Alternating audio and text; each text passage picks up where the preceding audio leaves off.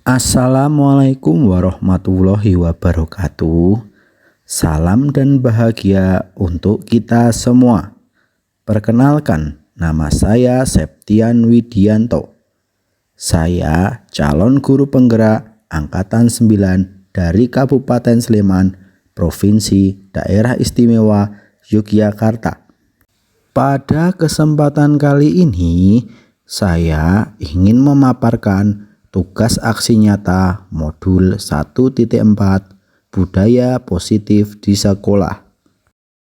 Aksi nyata yang saya lakukan yaitu diseminasi budaya positif di SD Negeri Karangmloko 2. SD Negeri Karangmloko 2 terletak di Desa Tegarjo, Kelurahan Sariharjo, Kapanewon Ngaglik, Kabupaten Sleman. Dalam diseminasi ini, saya melakukan kolaborasi dengan Ibu Sinta Wulandari Irawan. Beliau adalah rekan guru satu sekolah sekaligus calon guru penggerak pada Angkatan 9. Assalamualaikum warahmatullahi wabarakatuh. Waalaikumsalam warahmatullahi wabarakatuh. Terima kasih teman-teman untuk siang hari ini telah meluangkan waktunya untuk diseminasi terkait budaya positif di sekolah. Nah, di sini saya Septian dari kelas T dan Musita dari kelas Ini CGP Angkatan 9 ingin menyampaikan di sini terkait budaya positif di sekolah di sekolah. Yang pertama, sebelum kita masuk ke materi, kita briefing terlebih dahulu. Nah, ini sebagai contoh di sini ada warna dengan tulis nanti menyebutkan tulisannya ya, bukan warnanya yang ada di sini. Tulisannya. Ya? Tulisannya. Oh. Ya? Oke. Maaf, salah. Menyebutkan warnanya yang ada di dalamnya, bukan tulisannya ya. Oke. Siap? Siap. Hijau. Hijau. Merah. Warnanya Hitam. Hijau. bukan warnanya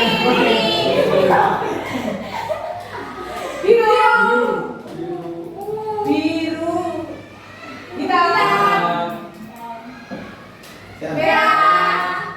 Merah. Oke. Teman-teman masih bisa lolos dan masih bisa mengenal warna. Oke. Yang pertama, ini masuk dalam aksi nyata modul 1.4 terkait budaya positif.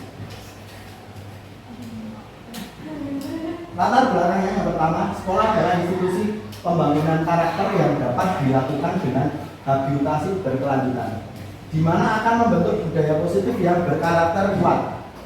Tujuannya, habilitasi adalah pembiasaan budaya positif untuk membangun karakter yang baik berkembang di dalam jiwa setiap siswa untuk mewujudkan terlahirnya profil pelajar Pancasila. Tolak ukurnya, karakter siswa akan menjadi lebih baik dibuktikan dengan indikator jarak atau tidak ada yang melakukan suatu pelanggaran yang telah disepakati atau yang menjadi keyakinan kelas, ya, keyakinan kelas. Nah, dalam aksi nyata budaya positif ini ada 6 topik. Yang pertama, disiplin positif dan nilai-nilai kebajikan universal. Yang kedua, teori motivasi, hukuman, penghargaan, dan restitusi. Ketiga, ada keyakinan kelas. 4, kebutuhan dasar manusia dan dunia berkualitas. 5, restitusi atau 5 posisi kontrol. Yang keenam, segitiga restitusi. Langsung aja kita masuk ke materi yang pertama terkait disiplin positif. Disiplin positif dan nilai-nilai kebajikan universal. Nah, ini. Dalam rangka menciptakan lingkungan yang positif, salah satu strategi yang perlu kita tinjau kembali adalah penerapan disiplin di sekolah, ya. Terutama di sekolah kita. Nah, apakah selama ini penerapannya sudah efektif? Menurut Bapak Ibu bagaimana? Atau masih perlu ditinjau kembali? Oke, masih perlu ditinjau kembali ya. Yes.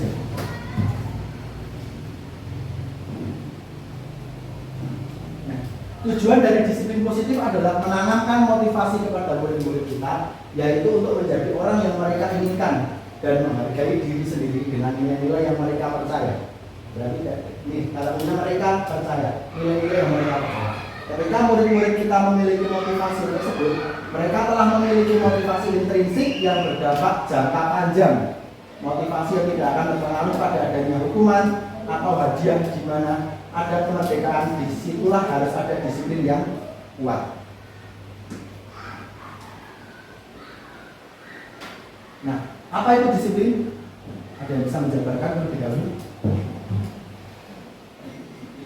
Disiplin? Konsisten. Tertata. Ya, oke. Kita masuk sekarang. Nah, disiplin itu ada unsur-unsur dalam disiplin, ada tata tertib, teratur, kepatuhan pada peraturan, juga sering dihubungkan dengan hukuman. Betul atau tidak? Biasanya biar disiplin anak dihukum, itu betul atau tidak? Tidak. Oke, tidak ya? Tidak. Jadi bagi yang sudah bergerak dan tidak ya. Disiplin atau ketidaknyamanan? Dalam arti kamu melakukan kedisiplinan atau ketidaknyamanan.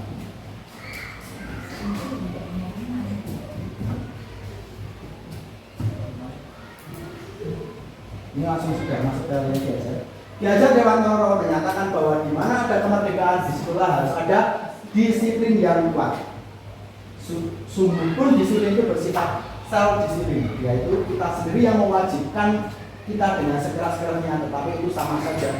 Sebab jikalau kita tidak cakap melakukan self disiplin, wajiblah penguasa lain mendisiplinkan diri kita. Jadi ketika kita tidak disiplin, pasti akan ada penguasa yang akan mendisiplinkan kita. Sebagai contoh, ketika anak tidak disiplin, biasanya guru akan mendisiplinkan. Dan peraturan demikian itulah harus ada di dalam suasana yang merdeka.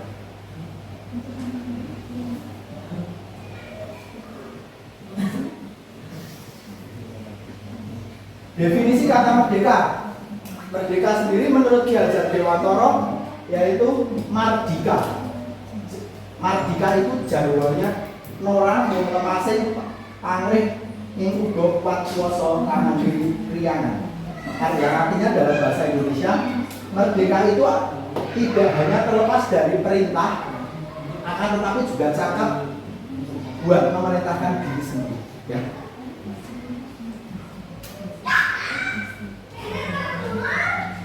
Nah, sekarang kita masuk di nilai-nilai kebajikan universal. Dalam profil pelajar Pancasila ada apa aja? Yang pertama, beriman, bertakwa kepada Yang Maha Esa, beramal mulia, berkebinekaan global, gotong royong, mandiri, bernalar kritis dan kreatif. Nilai-nilai universal.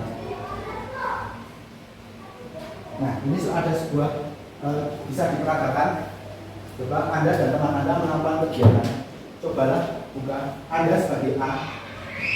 Coba tugas Anda menghafalkan tangan, salah satu tangan Anda. Coba. Nah, A. Satu jadi A, satu jadi B. Coba Anda bayangkan bahwa Anda menyimpan sesuatu yang sangat berharga di dalamnya di kepala tangan Anda tersebut. Anda perlu menjaga benda itu tersebut sekuat-kuatnya. Sekarang tugas temanmu yang satu adalah mencoba dengan segala cara untuk membuka kepala tangan Anda. Teman Anda B boleh membujuk, atau mengintibasi, atau memarahi, menggoda. Nah, silakan dicoba. Coba dulu.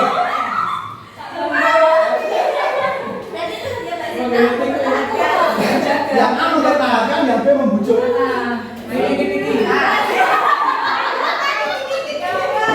Modelik ya. Tidak.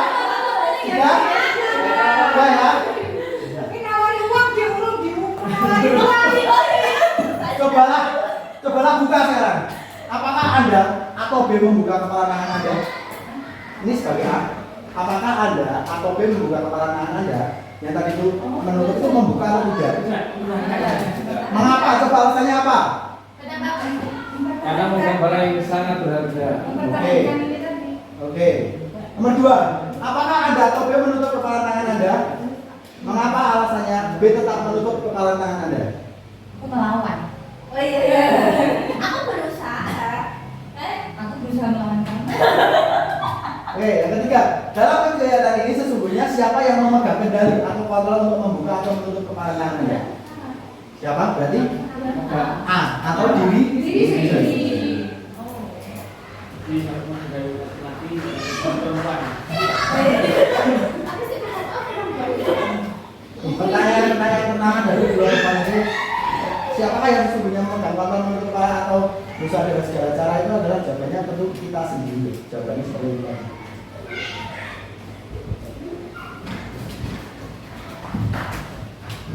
Ada sebuah teori kontrol ilusi guru mengontrol murid, ya. Guru dari Dr. William Glasser. Pada dasarnya kita tidak dapat memaksa murid untuk berbuat sesuatu jika murid tersebut memilih untuk tidak melakukannya. Jadi kita tidak akan tetap bisa walaupun kita sudah memaksa, murid tetap akan tidak mau jika murid tersebut tidak melakukannya. Walaupun namanya guru sedang mengontrol perilaku murid. Demikian tersebut karena murid sedang mengizinkan dirinya dikontrol. Jadi ketika murid itu mau dikontrol, itu bukan berarti dia mau dikontrol, tapi mengizinkan dirinya untuk dikendalikan dan dikasih. Saat itu bentuk tersebut dari kontrol menyatakan bahwa semua perilaku memiliki tujuan, bahkan terhadap perilaku yang tidak disukai.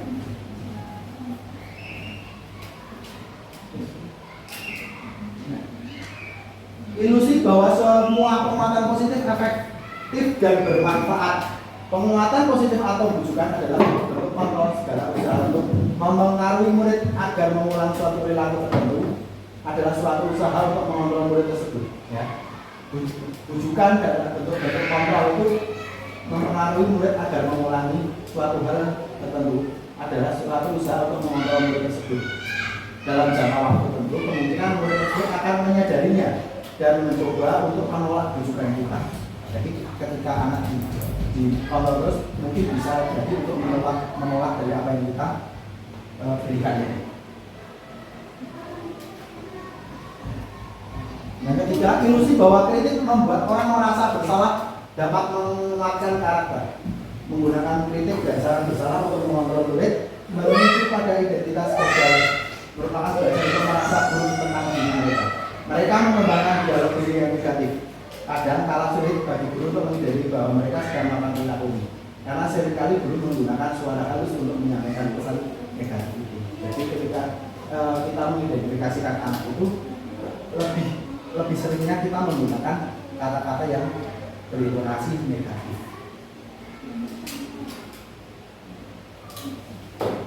Ilmu bahwa orang dewasa memiliki hak untuk memaksa.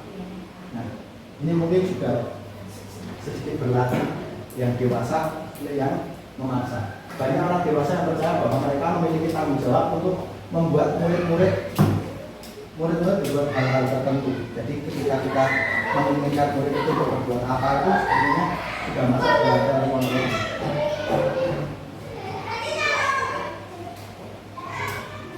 Nah, stimulus respon kepada pendekatan teori ini dari Stephen Covey. Bila kita ingin membuat kemajuan perlahan sedikit-sedikit, ubahlah sikap atau perilaku Anda. Namun bila kita ingin memperbaiki cara-cara utama kita, maka kita perlu mengubah kerangka atau acuan kita.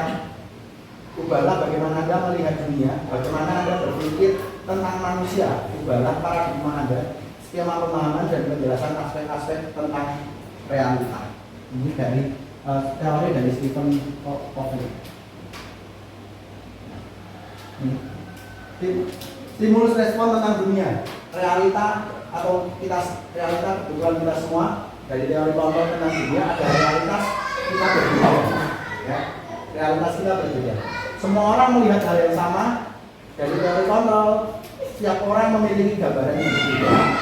Jadi antara respon tentang dunia dan kontrol tentang dunia itu berbeda. Kita mencoba mengubah orang agar berpandangan sama dengan kita. Dari teori kontrol tentang dunia, kita berusaha memahami pandangan orang lain tentang dunia. Perilaku buruk dilihat sebagai suatu kesalahan. Semua orang perilaku memiliki tujuan. Orang lain bisa mengontrol saya, hanya Anda yang bisa mengontrol diri Anda. Saya bisa mengontrol orang lain, Anda tidak bisa mengontrol orang lain. Ini sesuai tadi teorinya karena bukan mengontrol diri, tapi mengizinkan untuk diri kita dikontrol. Pemaksaan ada pada saat bujukan gagal. Kolaborasi dan konsensus menciptakan pilihan-pilihan baru. Model berpikir menang atau kalah. Model berpikir menang dan menang.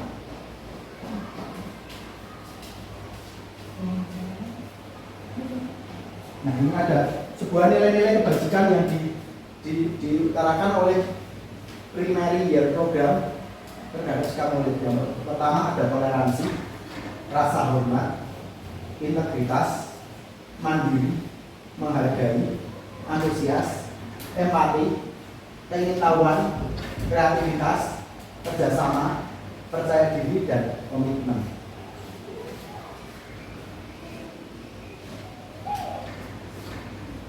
Sedangkan 9 pilar karakter di Indonesia Heritage Foundation yang diciptakan oleh Indonesia Heritage Foundation, yang pertama cinta Tuhan dan segenap ciptaannya, kemandirian dan tanggung jawab, kejujuran, diplomatis, hormat dan santun, dermawan, suka menolong dan gotong royong, percaya diri, kreatif dan bekerja keras, kepemimpinan dan keadilan, baik dan rendah hati, toleransi, kedamaian dan kesatuan. Masih masuk di teori-teori.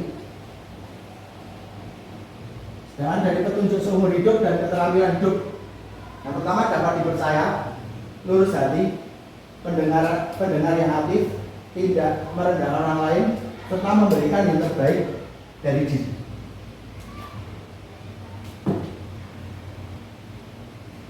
Ini dari 7 Essential Virtual, ada pertama empati, suara hati, kontrol diri, rasa hormat, kebaikan, toleransi, dan keadilan. Nah, ini sekarang masuk ke teori yang kedua, yaitu terkait teori motivasi, hukuman, penghargaan, dan restitusi. Ini berbeda dari tiga. Hukuman, penghargaan, dan restitusi itu nanti mempunyai makna yang berbeda. Di dalam, menurut Diana Gosen, dalam bukunya Restruksi Psikodisiplin, menyatakan ada 3 motivasi perilaku manusia. Yang pertama, untuk menghindari ketidaknyamanan atau hukuman. Ya, ini menghindari ketidaknyamanan atau hukuman. Yang kedua, untuk mendapatkan imbalan atau penghargaan dari orang lain.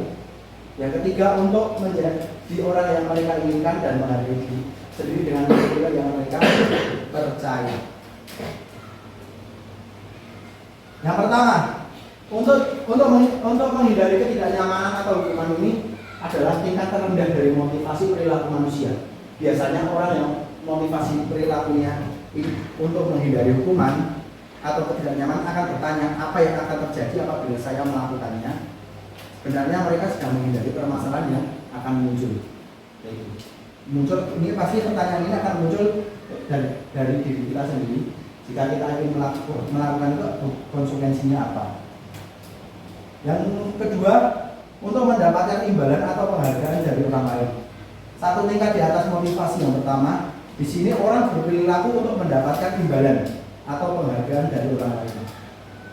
Orang dengan motivasi ini akan bertanya, apa yang akan Anda dapatkan apabila saya melakukannya? Ketika saya melakukan hal tersebut, saya akan mendapatkan imbalan apa? Ketika saya berani tampil di muka umum, saya akan mendapatkan imbalan apa? Itu termasuk di dalam motivasi yang kedua ini. Mau nanya. Untuk menjadi orang yang mereka inginkan dan menghargai diri sendiri dengan nilai-nilai yang mereka percaya. Satu tingkat di atas motivasi yang pertama. Di sini orang berperilaku untuk mendapatkan imbalan atau penghargaan dari orang lain. Orang dengan motivasi ini akan bertanya, apa yang akan saya dapatkan apabila saya melakukannya. Mereka melakukan sebuah tindakan untuk mendapat pujian dari orang lain yang menurut mereka penting dan mereka lakukan di dalam dunia kualitas mereka. Mereka juga melakukan sesuatu untuk mendapatkan hadiah, pengakuan atau imbalan. Motivasi ini juga bersifat eksternal. Nah, sekarang kita masuk di hukuman, konsekuensi, dan restitusi. Ini mungkin sedikit berbeda karena dan mungkin bisa juga nanti kita terapkan. Hukuman sendiri itu murid mempunyai konsekuensi, murid akan menyembunyikan kesalahan. Ketika kita memberikan hukuman, murid akan menyembunyikan kesalahan mereka. Sedangkan jika kita menerapkan konsekuensi, murid atau anak belajar dan taat peraturan. Jika restitusi, murid atau anak belajar memecahkan masalah. Ya.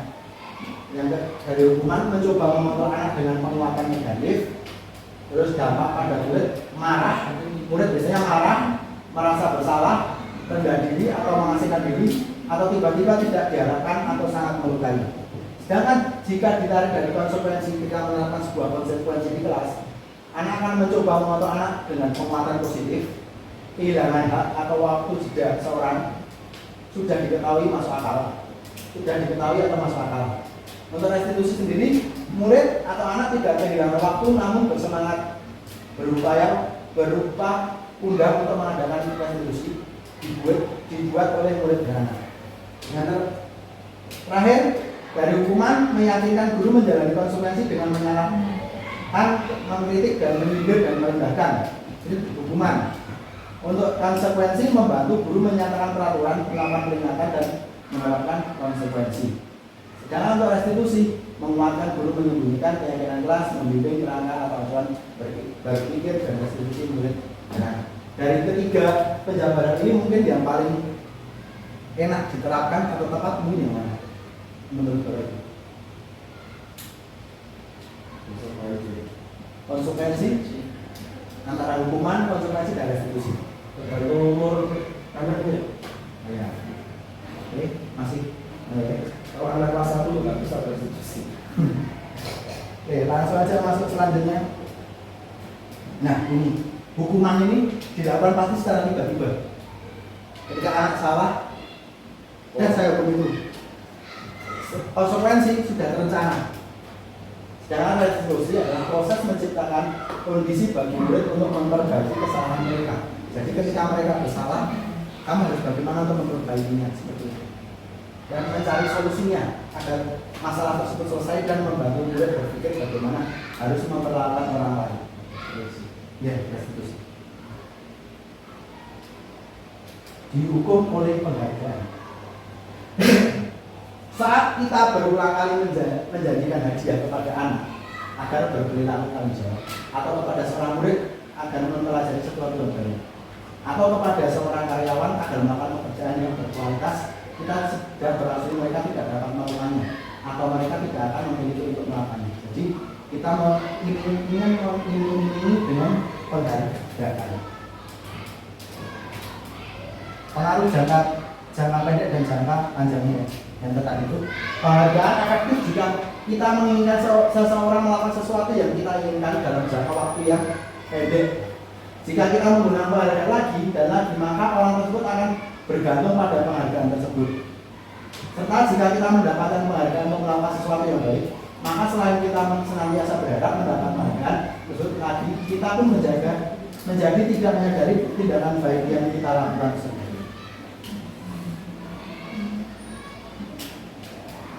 Nah, ini sebagai contoh gambaran nih.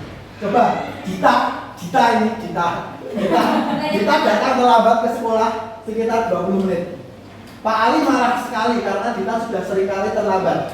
Tanpa berpikir panjang, Pak Ali langsung memarahi Dita dan menyuruh berlari ke lapangan basket sebanyak 10 kali. Tindakan Pak Ali di sini adalah sebuah penerapan apa?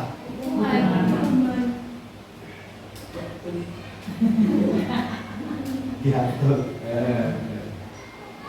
Yang kedua, Nova mencoret-coret di buku Vita. Ibu guru meminta Nova untuk segera membersihkan coretan di buku Vita. Tindakan ibu guru tersebut adalah penerapan konsekuensi atau restitusi atau hukuman?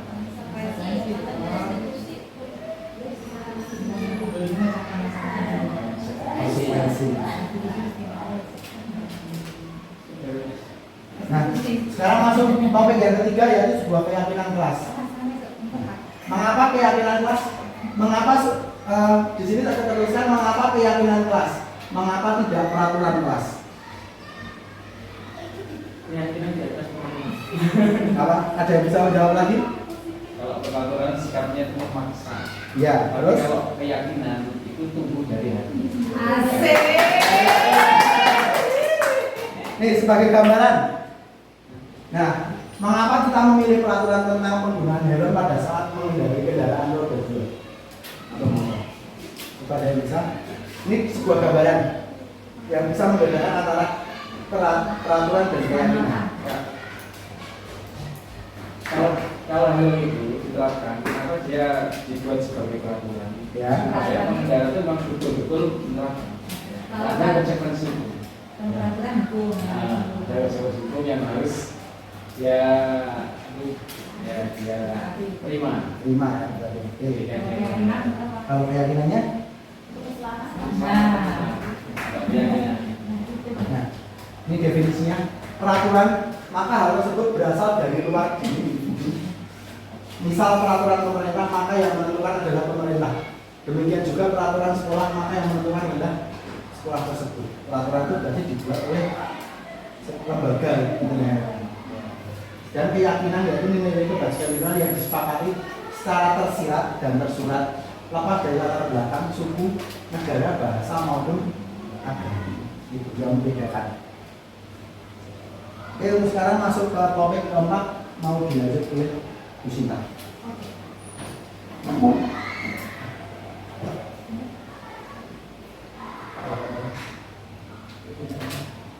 Oke teman-teman, sebelum kita lanjut ke topik selanjutnya, ya, biar gak ngantuk ya ini bisa ajak ice breaking dulu. Nah, ice breakingnya kita tebak-tebakan clue. Tebak-tebakan clue. Clue-nya, aku lali. Clue-nya sambung menyambung. Clue-nya sambung menyambung, oke? Ya, perhatikan ya, clue-nya sambung menyambung, oke? Clue-nya sambung menyambung. Hari ini Bapak Haryanto pergi ke enggak pergi tamasya ke Gunung Kidul. Gunung Kidul ya. Pak Mono sih. Kayak ulang. Hari ini Pak Haryanto pergi ke toko buku. Nah, pergi ke toko buku. Belanjaan pertama yang dibeli itu buku tulis. Nah, kemudian belanja yang kedua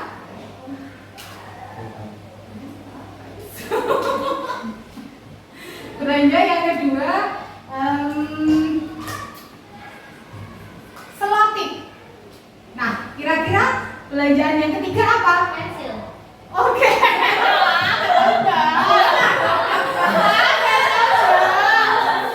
Pensil apa? Habis pensil kira-kira apa?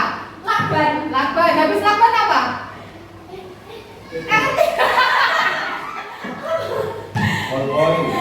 Hah? Bolpoin. Salah. Oh, itu sama nyambung ini tuh. Sambung menyambung. Buku. M.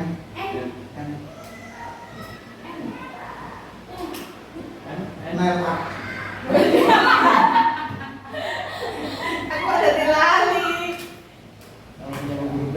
Oke. Bumi, bumi. Oke, ulang. Yang kedua. Ya, yang kedua. Hari ini kita akan jalan-jalan bersama Clue-nya dari lali. Clue-nya adalah Ini permainan tingkat tinggi di Taiwan siang ini. Oke, clue-nya jalan-jalan bersama keluarga Senekarto. Jalan-jalan bersama keluarga. Ya, hari ini kita jalan-jalan bersama keluarga Senekarto ya. Senekarto. Oke. Negara yang pertama dikunjungi itu Oman. Singapura. Yang kedua Nigeria. Yang ketiga kira-kira apa Mbak Dia? Australia. Eropa. Irlandia. No. Irland. Apa kira-kira? England. England. Yang Senekarto. Jadi S-N-E-K dan seterusnya. Oke. Gantian. Aku mau ngasih. Aduh. Yang jawab mereka berdua, kita berdua. Cluenya bumi itu bulat. Bumi itu bulat. Misalnya 8 dengan 6 itu sama dengan 3. Iya, 8 bisa. Sama Oke. dengan Bisa. 8 tambah 9 sama 10. 2. 2. Takut paham nggak ya? Kan buat TikTok. Oke, terima kasih ya. Terima kasih. Ini tambah ice breaking lagi jelasin ya. Oke, kita lanjut ya teman-teman ya. Buletannya itu, angkanya buletannya. Jadi 8 itu kan buletannya ada 2, berarti itu 2. 6 itu kan buletannya 1. Bulat. Oke. Bumi itu bulat. Topik yang keempat ya ini disiplin positif, yaitu tentang kebutuhan dasar manusia dan dunia berkualitas. Oke. Ya, oke, lari. Kita sambil aja. Oke. Karena yang sampai oke, aku mulai. Ya, menurut Ki Hajar Dewantara itu bahwa perbandingan contoh perbandingan dengan hidup tumbuh-tumbuhan seorang petani, yaitu dalam hakikatnya itu seperti halnya kita menanam padi. Jadi misalnya jadi dalam sebuah pendidikan itu ada yang namanya menuntun ya. Di situ kalau kita ibaratkan seperti seorang petani itu ada menuntun tumbuhnya padi. Dia dapat memperbaiki kondisi tanah, memelihara tanaman padi, kemudian memberi pupuk dan air, membasmi ulat-ulat dan jamur yang mengganggu. Kemudian itu yang dilakukan seorang petani, itu ya. Kalau menjaga tanamannya itu seperti itu. Jadi seorang petani itu dimulai dari awal dia bagaimana dia menanam tanaman padi, kemudian memberi pupuk, air, membasmi ulat-ulat, itu kalau seorang petani. Nah, diibaratkan sebagai seorang pengajar itu juga seperti itu. Gitu. Kata kuncinya apa? Apanya? Kata kuncinya apa? Menuntun. Ya, kata kuncinya menuntun. Bukan menuntut. Bukan. Ya. Lebih pilih yang mana? Menuntut apa menuntun? Menuntut. Suka dituntut apa suka dituntun? Menuntut. Oh, oke. Ya. Jadi laki-laki mau. Oke. Nah, di situ dijelaskan bahwa 5 kebutuhan dasar manusia itu yang pertama ya, dari penguasaan, kemudian kesenangan, kebebasan, kasih, sayang dan rasa diterima, dan bertahan hidup. Itu tidak bisa dibolak-balik. Boleh dibolak-balik. Lingkaran itu kan melingkar toh Pak. Tidak ada ujungnya Pak. Oke, ini kita akan kupas yang bertahan hidup dulu. Jadi maksud dari bertahan hidup itu adanya rasa aman, kemudian pangan, sandang dan papan harus terpenuhi. Nah, gitu. Kemudian kasih sayang dan rasa diterima. Setiap murid itu pastinya ingin menjadi bagian yang berharga di sebuah kelas, khususnya untuk umumnya ya di sekolahan itu. Kemudian sebagai seorang guru itu kita harus bisa menerima murid apa adanya sesuai dengan kodratnya, sesuai dengan apa yang dia miliki, apapun keistimewaannya anak itu, apapun keunikannya anak itu. Jadi guru di sini ya harus bisa menciptakan sebuah kolaborasi, ya kolaborasi antara murid dengan guru itu. Kemudian murid yang suka bekerja dengan kelompoknya itu akan didasari rasa suka terhadap gurunya. Yang wis seneng karo gurune bakal manut karo gurune. Mungkin ada ungkapan seperti itu ya. Kalau wis seneng gurune wis toh, murid itu bakal manut. Tapi kalau udah nggak suka sama gurunya, ya nggak bakal ngikuti kegiatan pembelajaran itu. Pelajaran dari gurunya itu ya wes mental aja, masuk dari telinga kanan langsung bablas, nggak ada yang termental sama sekali. Itu kalau tidak didasari dengan rasa suka. Tapi kalau dengan didasari adanya rasa suka, seperti halnya dulu waktu suka-sukaan itu ya, apa dikandani manut gitu ya. Oke, lanjut. Kemudian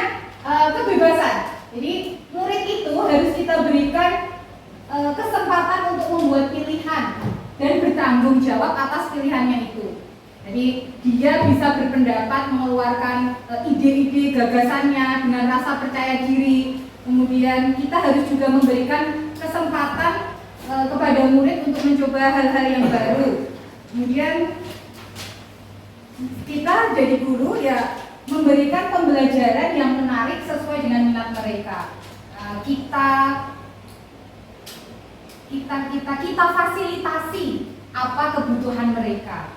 Jadi sebagai seorang guru menjadi fasilitator untuk anak didik kita. Kemudian kebutuhan dasar selanjutnya yaitu kesenangan. Murid harus merasa senang dalam mengikuti pembelajaran dengan memberikan kegiatan yang menyenangkan di dalam kelas. Jadi bagaimana sih biar murid itu merasa senang di dalam kelas dalam mengikuti pembelajaran? Ya kita sebagai guru membuat atau menciptakan pembelajaran yang memang menarik untuk siswa, yang menyenangkan untuk anak, tidak melulu dengan menyebutkan itu nggak enak itu. Ya. Nggak hanya textbook saja, tetapi kita bikin sesuatu kegiatan yang kita harus mau berinovasi ya. Memang kalau mau menciptakan kegiatan yang menarik itu pasti butuh effort kita.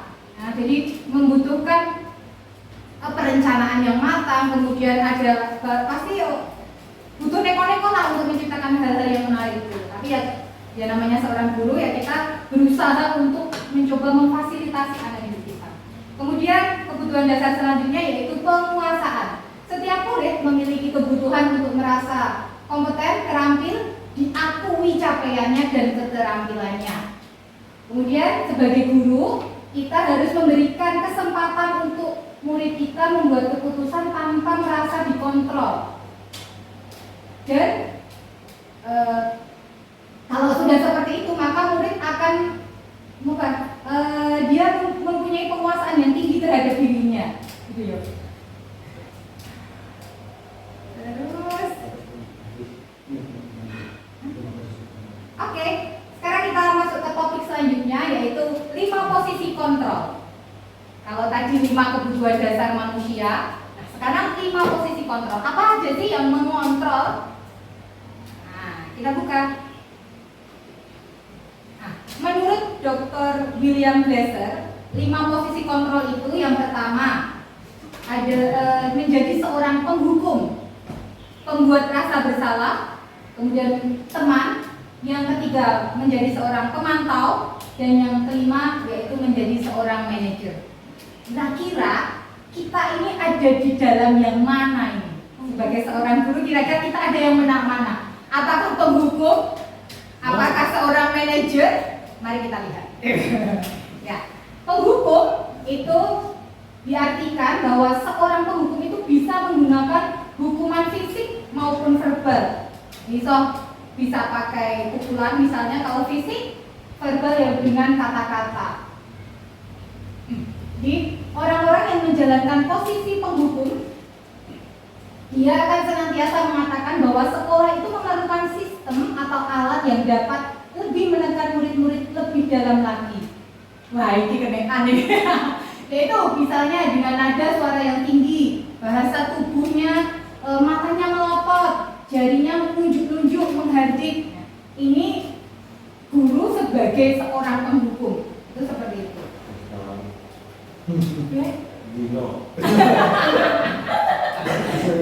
Kemudian, jika kita ini menjadi seorang penghukum tadi, apa yang dihasilkan? Nah, ini. Hasilnya ini, kemungkinan murid bisa marah atau mendendam dan dia akan lebih bersifat agresif. Kalau kita agresif, muridnya tambah agresif lagi, gitu. Kalau kita pakai nada tinggi, muridnya tambah tinggi lagi. Nah, bisa jadi sesudah kembali duduk, murid tersebut akan mencoret-coret bukunya atau meja tulisnya. Lebih buruk lagi, sepulang sekolah, murid melihat motor atau mobil bapak ibu guru akan menggores kendaraan tersebut dengan paku. Sepertinya dulu tapi ini padahal gurunya bukan sebagai seorang penghukum ini pada dulu itu ya. Bakar ya. Padahal dulu. Oke. Oke, posisi kontrol yang kedua membuat merasa bersalah. Di posisi ini biasanya guru akan bersuara lebih lembut. Membuat rasa bersalah akan menggunakan keheningan yang membuat orang lain merasa tidak nyaman. Mungkin malah menyudutkan gitu ya. Kemudian bersalah dan merasa rendah diri. Kata-kata yang keluar itu dengan lembut. Suaranya memelas, halus nih, nyokit. Halus, sedih, bahasa tubuhnya merapat pada anak lesu gitu. Tapi ya begini. Kemudian kira-kira apa yang dihasilkan? Bagaimana si murid ini tadi kalau kita menjadi pembuat merasa bersalah, murid akan merasa bersalah telah mengecewakan bapak atau ibu gurunya. Kemudian murid akan menjadi orang yang merasa gagal. Dia merasa aku nggak bisa ini membahagiakan bapak ibu guruku, aku nggak bisa bikin mereka bangga, mungkin seperti itu. Kadang-kala sikap seperti ini tuh lebih berbahaya dari sikap penghukum. Penghukum ya, karena nanti kena ke emosinya, akan tertanam rapat di dalam emosi murid. Kemudian murid akan menahan perasaan itu. Jadi tidak seperti murid dalam guru sebagai penghukum.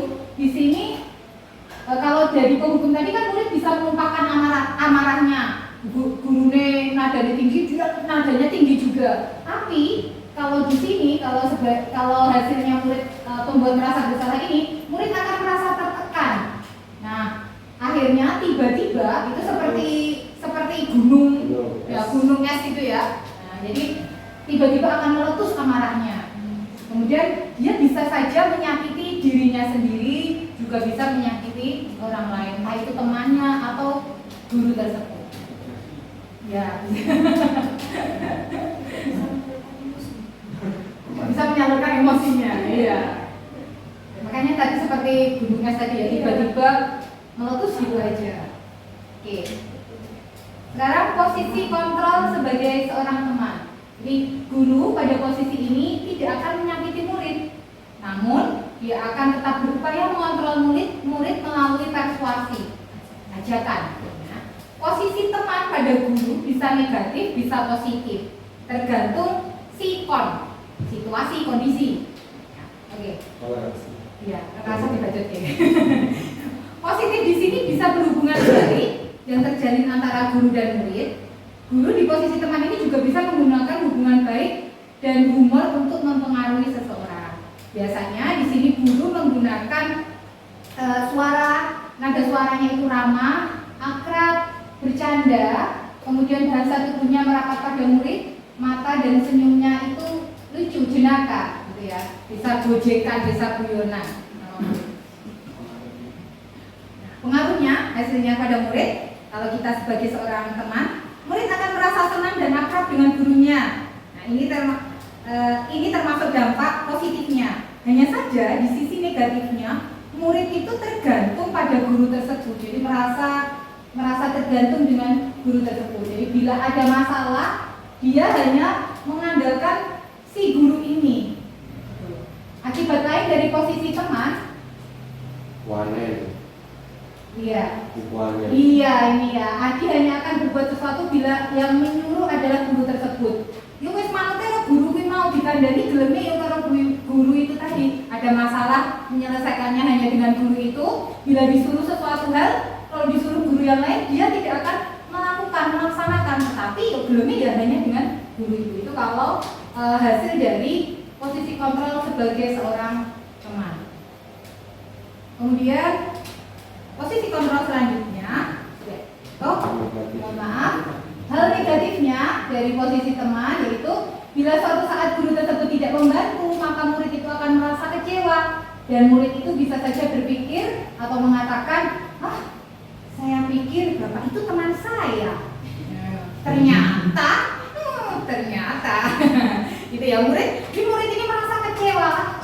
Ternyata aku sudah menaruh harapan besar. ternyata tidak seperti yang diharapkan. Kecewa, sakit hati. Kemudian posisi kontrol sebagai seorang pemantau. Memantau itu artinya mengawasi. Jadi pada saat kita mengawasi, kita juga harus bertanggung jawab atas perilaku orang-orang yang kita awasi. Kalau di sini ya murid-murid kita. Posisi pemantau ini berdasarkan pada peraturan-peraturan dan konsekuensi di sekolah. Nah, dengan menggunakan sanksi atau konsekuensi, kita dapat memisahkan hubungan pribadi dengan murid sebagai seseorang yang menjalankan posisi pemantau. Nah, di sini guru biasanya menggunakan nada suaranya itu datar, kemudian bahasa tubuhnya itu lebih formal. Kalau teman tadi bercanda-bercanda, gojekan guyonan, kalau di sini lebih formal. Hasilnya apa? Murid akan memahami konsekuensi yang harus dijalankan karena telah melanggar salah satu peraturan sekolah.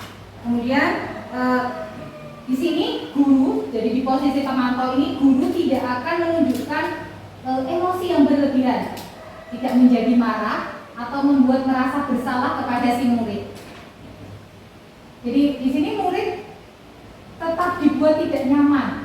Jadi murid merasa tidak nyaman karena harus, ini ada contoh gitu ya. Murid merasa tidak nyaman, yaitu dengan harus tinggal kelas pada waktu jam istirahat dan mengerjakan tugas. Jadi tadi konsekuensinya tadi ya, konsekuensinya. Guru di sini guru ya harus tetap memantau murid pada saat mengerjakan tugas di jam istirahat karena murid tidak bisa ditinggal seorang diri. Jadi kalau sebagai pemantau tadi mengawasi karena dia itu dapat konsekuensi dari apa yang dilakukan.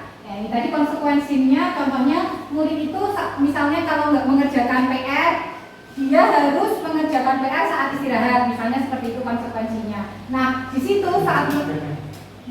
saat murid itu melakukan konsekuensinya di kelas mengerjakan tugas saat jam istirahat, guru sebagai seorang pemantau, guru tetap mengawasi di dalam kelas. Itu. Nah, yang terakhir, posisi kontrol sebagai seorang manajer. Manajer adalah posisi di mana guru berbuat sesuatu bersama dengan murid, mempersilahkan murid mempertanggungjawabkan perilakunya, mendukung murid agar menemukan solusi atas permasalahannya sendiri. Jadi, sebagai seorang manajer, guru itu akan bareng-bareng dengan murid. Kira-kira kalau kamu melakukan seperti ini, kamu harus bagaimana? Tanggung jawabmu itu gimana atas perbuatan ini tadi? Kemudian selain itu, guru ini mendukung murid. Nah, setelah tadi itu memberikan semangat, memberikan apresiasi, kamu harus tanggung jawab loh atas perbuatan ini. Nah, guru juga bersama murid ini mencari solusi. Nah, menemani mencari solusi. Jadi si murid ini nanti mencari solusi atas permasalahannya itu. Guru hanya menemani gitu ya. Nah, di sini penekanannya bukan pada kemampuan membuat konsekuensi, namun lebih pada sebuah kolaborasi guru dengan murid. Bagaimana murid ini nanti memperbaiki kesalahan yang ada, kesalahan yang sudah ia buat. Nah, biasanya dalam posisi kontrol manager ini, guru suaranya itu lebih tulus dari hati, gitu ya. Kemudian bahasa tubuhnya tidak kaku dan mungkin ada sentuhan, ada touching, dia mendekat ke murid. Pada posisi manajer, fokusnya ada pada seorang murid, ya, bukan untuk membahagiakan seorang guru atau orang tua, tapi fokusnya pada seorang murid. Jadi murid mengetahui adanya sebuah masalah, sebuah problem, kemudian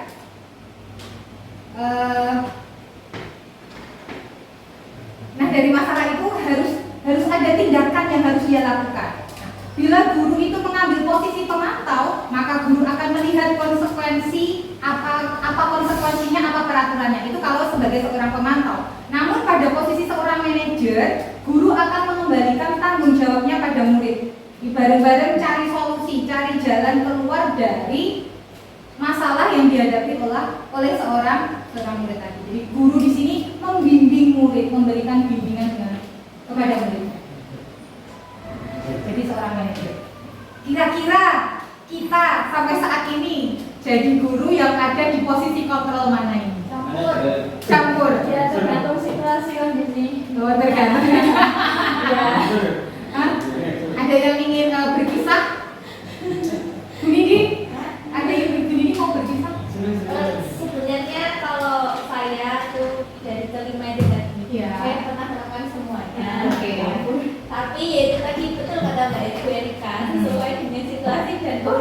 Iya. Kalau sekiranya emang anaknya Gimana ini?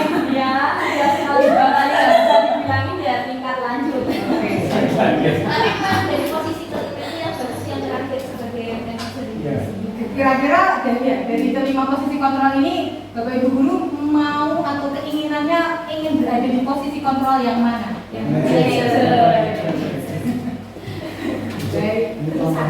Nah, ini ada contoh video kasus tentang jalanan seorang pendidik agar dapat mengenali. ini ada contoh video kasus. Oke.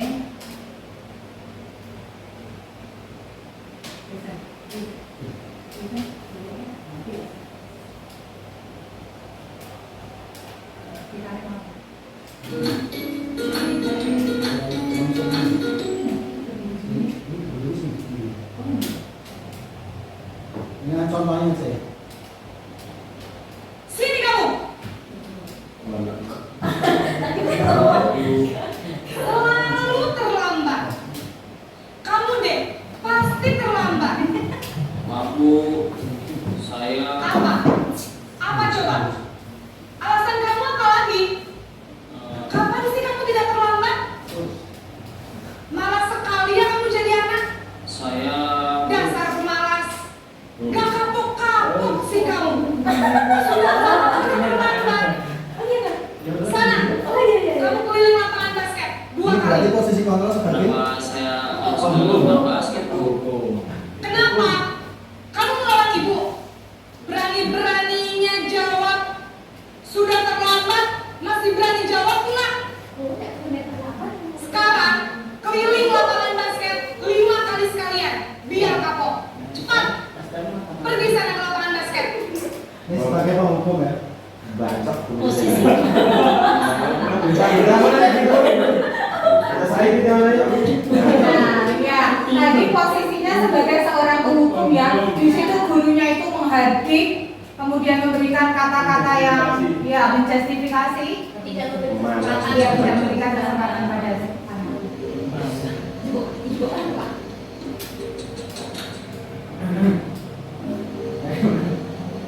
Naren, Ini udah cek. Naren, kamu kenapa terlambat lagi, nak? Naren, kamu senang ya bikin ibu susah ya? Kalau kamu terlambat lagi, nanti ibu yang ditegur bapak kepala sekolah, nak. Bisa punya kamu. Merasa besar. Duh, gimana ini? maaf Bu. Duh, Gusti Naren. Kamu suka ya kalau ibu ditegur bapak kepala sekolah? Terus, sekarang ibu harus tulis apa ini di buku absen? Ini kamu sudah sering terlambat loh. Ibu harus apa coba? Maaf Bu, maaf sekali. Ya sudah, lain kali jangan bikin ibu susah lagi ya nak ya. Ibu tidak akan kuat lagi kalau kamu begini terus. Bisa jadi Pengakuannya keluar saja. Berhenti saja Bu. Maaf ya Bu, maaf sekali. Ini sebagai Sebagai apa teman-teman? Buat salah. merasa Iya, membuat merasa bersalah. bersalah. Naren, aduh. Selamat pagi Bu. Wah, sudah jam berapa ini nak? Nyelekit, bisa nyelekit ya. Omongan kamu nyelekit. Saya Lu nggak buka ya? Kamu malah menyalahkan ibu kamu. Kamu bukannya anak yang larinya paling kencang. Kok terlambat sih? Malah kan Iya Bu, macet sekarang. saya memang terlambat banget tadi. Harus diperkuliah. Jadi biarpun saya lari kencang, tetap gak kejar Bu.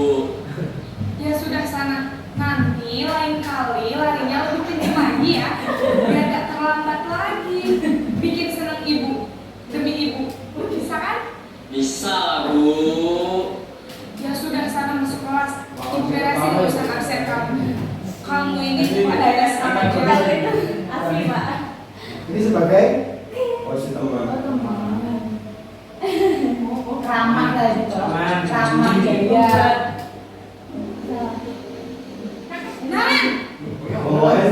yang dipakai ujungnya sama Pak. Iya, bentuknya sama. Untuk awalnya yang dipakai sama. Bapak Ibu, Nah, Ren, apa peraturan sekolah kita tentang jam berapa kita harus masuk sekolah, nak? kita harus di sekolah jam 7, Bu. Iya, betul. Sekarang sudah jam 7.20. Nah, Ren sudah tahu konsekuensinya jika terlambat hadir. Paham, Bu? Saya harus tinggal kelas pas jam istirahat selama 20 menit. Iya, benar. Konsekuensinya demikian. Jadi nanti jam 9 pas istirahat, kamu harus tinggal di kelas, kerjakan tugas tambahan untuk ketertinggalan kamu, ya. Baik, Bu. Ini sebagai Memantau. pemantau atau monitor. Polisi. Nah, Ren,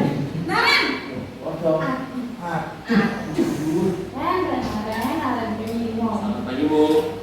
Warna selamat jin pagi, nih. nah, Ren. Saya terlambat. Iya, sekolah masuknya jam 7, sekarang sudah jam 7.20. Jadi sekarang bagaimana ini, Ren? Maaf, Bu. Saya lupa setel alarm saya semalam. Baiklah, menurut kamu, keyakinan sekolah yang mana yang perlu kamu tingkatkan? Menghargai diri sendiri dan orang lain mungkin, ya, Bu. Setuju. Jadi, apakah Naren meyakini prinsip saling menghormati tersebut? Iya, Bu. Saya meyakininya. Ada saya. Naren bersedia memperbaiki masalah keterlambatan? Bersedia, Bu. Bagaimana kamu akan perbaiki masalah keterlambatan ini? Saya akan coba untuk tidak lupa menyetel alarm saya, Bu.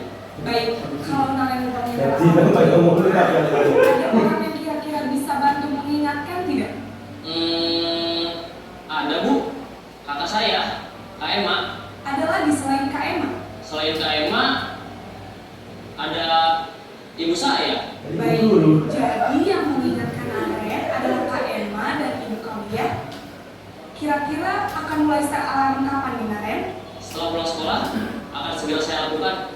Baik, jadi Naren akan setel alarm untuk bangun besok pagi dan akan diingatkan oleh kakak dan ibu dan Naren, ya? Oke. Ada lagi yang mungkin perlu dilakukan, Naren? Atau Ini sebagai posisi kontrol yang Baik. Nah, itu tadi ya 5 posisi kontrol seorang guru. Nah, sekarang topik selanjutnya dari disiplin positif yaitu segitiga restitusi. Namanya saja segitiga, pasti nanti kita lihat bentuknya seperti segitiga ya. Nah, segitiga restitusi itu adalah suatu proses dialog yang dijalankan oleh guru atau orang tua agar dapat menghasilkan murid yang mandiri dan bertanggung jawab. Nah, dalam segitiga restitusi itu ada 3 tindakan. Nah, ada 3 tindakan, yaitu yang pertama menanyakan keyakinan. Nah, kemudian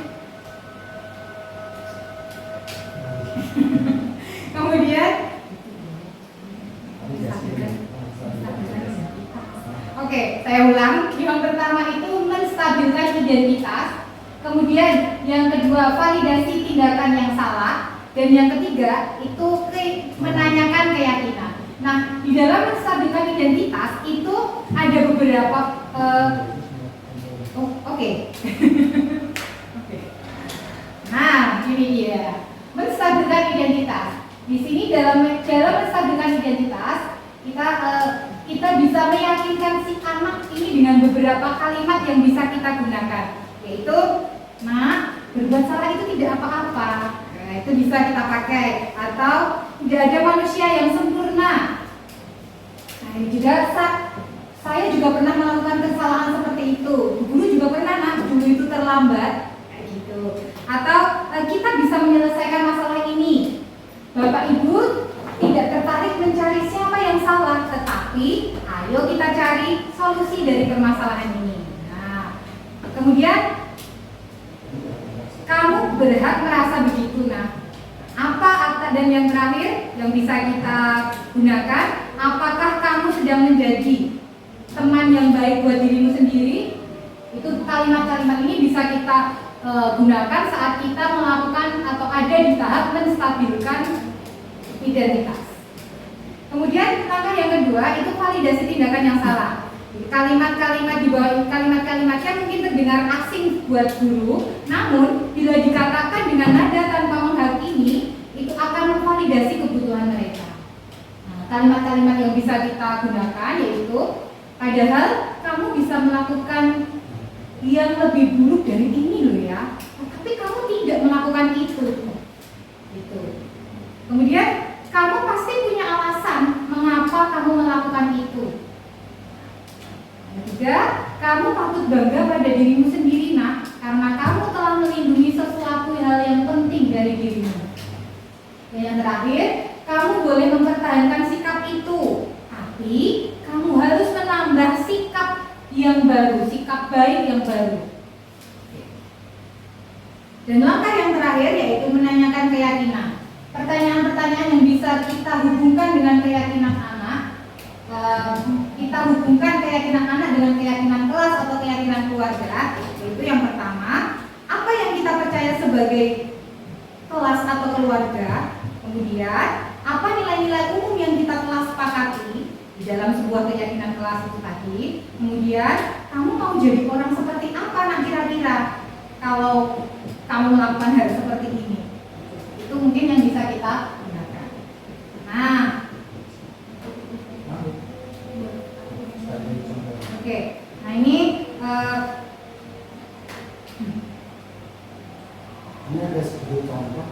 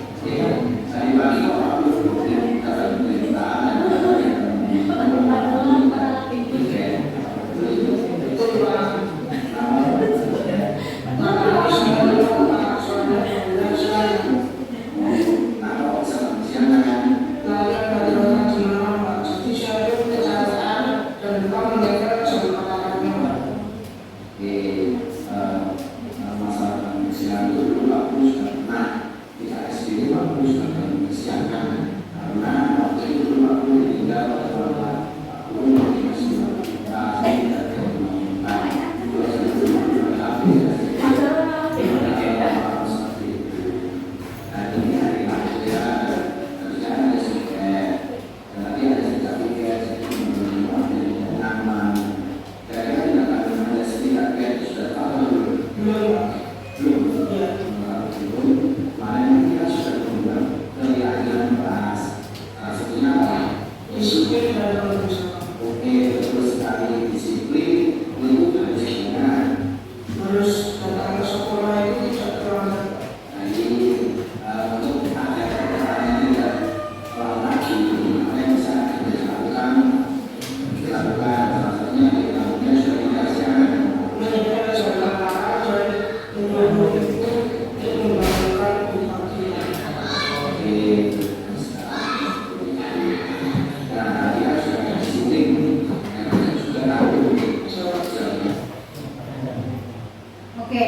ini tadi contoh segitiga restitusi yang sudah dilakukan oleh Pak Tian di kelas.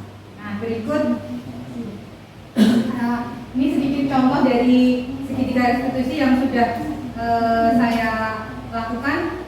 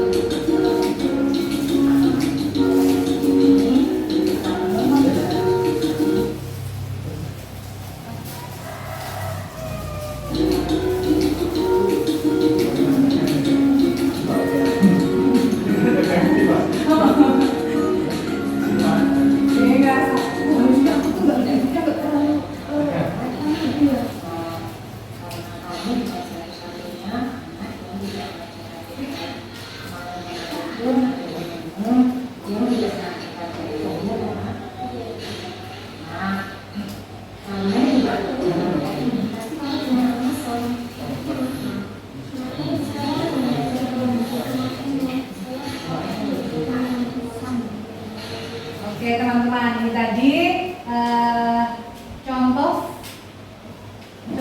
segitiga restitusi yang pernah kita praktekkan di kelas utama kita. Nah, sekarang tadi kita sudah banyak sekali teori-teori yang sudah kita dapatkan. Sekarang kita akan belajar bareng. Kita belajar bareng ya. Kita belajar bareng.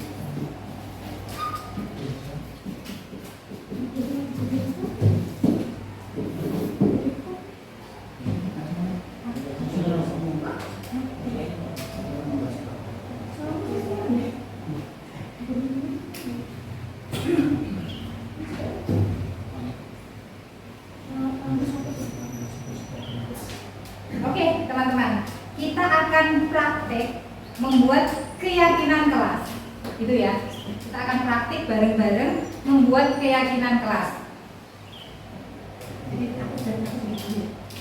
Jadi di sini ceritanya, di sini ceritanya saya sebagai seorang guru, teman-teman menjadi seorang murid.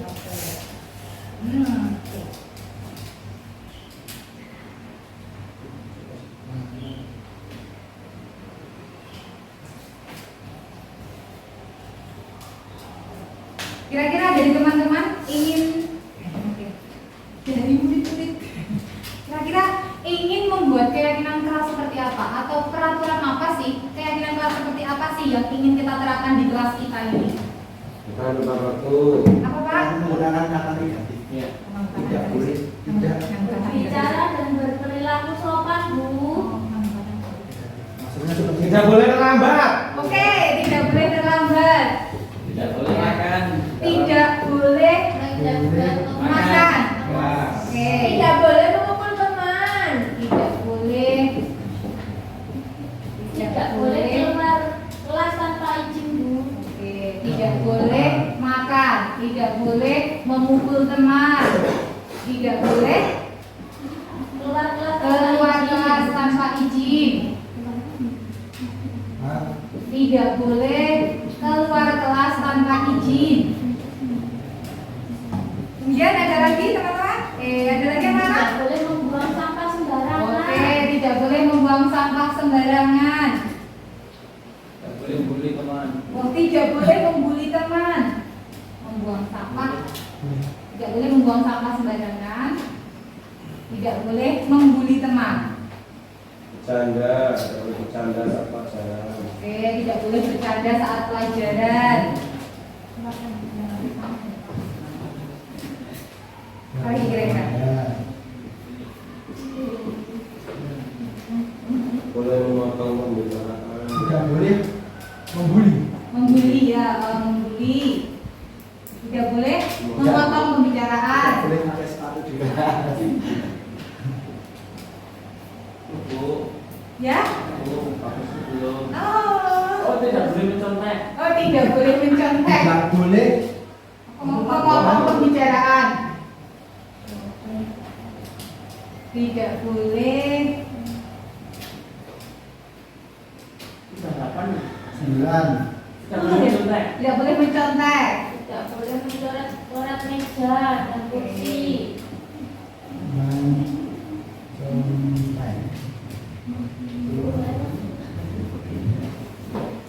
Tidak boleh coret-coret gitu ya. Ya, coret-coret. Tembok meja, kursi.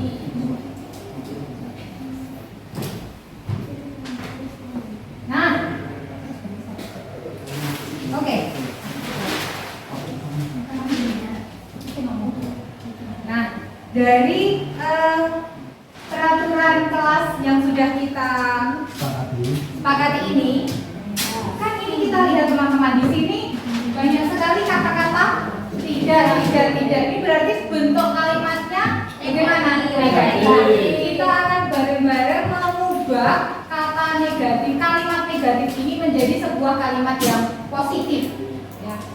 Jadi boleh terlambat itu, Bu. Berarti kalau tidak boleh terlambat, kira-kira kalimat Tapi hasilnya di apakah boleh terlambat?